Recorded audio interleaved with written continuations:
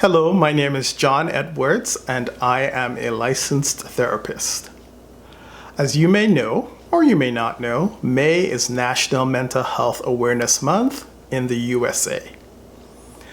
I'm going to do a video just basically talking about mental health. Very brief, I'm actually just going to give you my definition of what I think mental health is, and hopefully that will help you to decide where on the spectrum your mental health is, and hopefully this will also give you some encouragement for if your mental health is not in the greatest shape right now to get some professional help, and if it is doing pretty well to continue to grow and expand in maintaining really great mental health. Here we go.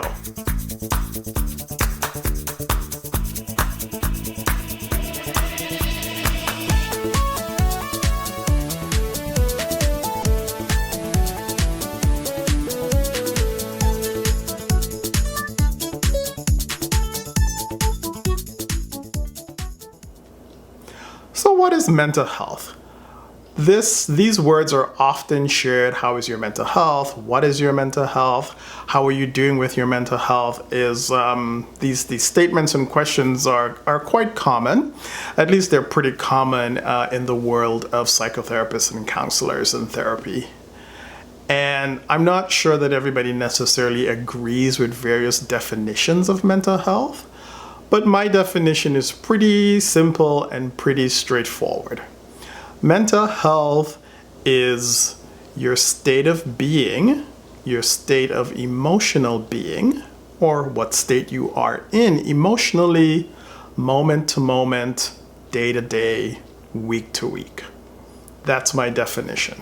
What emotional state are you in? Breaking that down further, we can have a really good emotional state, or we can have a not so great emotional state.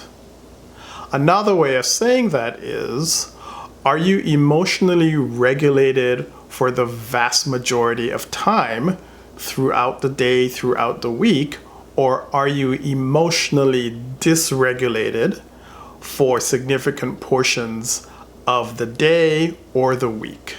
If you're emotionally regulated, you actually feel good about yourself, you feel good about most of your relationships, if not all of them. Things happen in your life, but they don't actually knock you off center, they don't knock you off balance. And if they do, you actually get back on track in a fairly short amount of time, depending on what the thing is. But you're in this general state of well-being, general state of being emotionally regulated and knowing what's going on with you, knowing if you're sad or you're angry or upset, and being able to hold multiple emotions at the same time, like being able to be angry at one thing and simultaneously being happy for someone else. That's kind of a general way of describing emotional regulation, the state of your well-being, your emotional well-being. If you're dysregulated, what's happening is that you're either not clear about what's going on with you, you don't know if you're sad or angry, or you feel like you can only be one emotion. You can only be angry, or you can only be sad, or you can only be happy, and you can't be sad. And when things happen in your day-to-day life, they tend to toss you about as if you're a little tiny boat in the middle of the ocean during a hurricane. And you're kind of at the whims of your emotions. And that's basically what emotional dysregulation is. So those are the two categories. Are you emotionally dysregulated, or are you emotionally regulated? If you are emotionally regulated, I would say that your mental health is in good shape, and you're doing that for the vast majority of the time.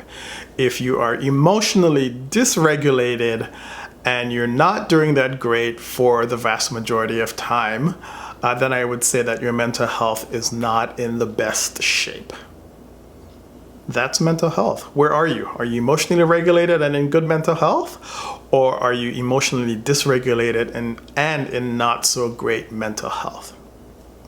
I will be doing additional videos just to help you basically transform your life and move into great and long-lasting emotional well-being and good mental health. Just as how we talk about physical health, I will be sharing things about mental health.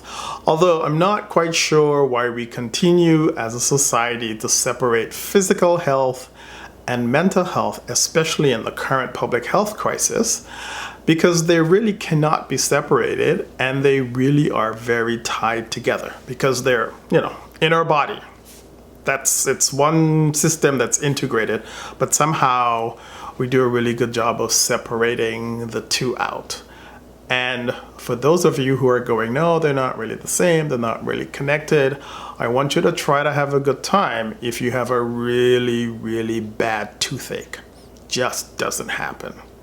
I've never met someone who has had a really bad toothache, something physical, and they're in good shape with their mental health and their feelings and stuff like that. One really impacts the other. Anyway, enough of that. Hopefully my definition of mental health was helpful for you. If this video was helpful for you, please do subscribe and like it, and check out my other videos about transforming your life, where I will be talking again about emotions, counseling, therapy, and lots of other things that interest me, and hopefully they interest you, around transforming your life and living the best quality life that you are able. Thanks for watching.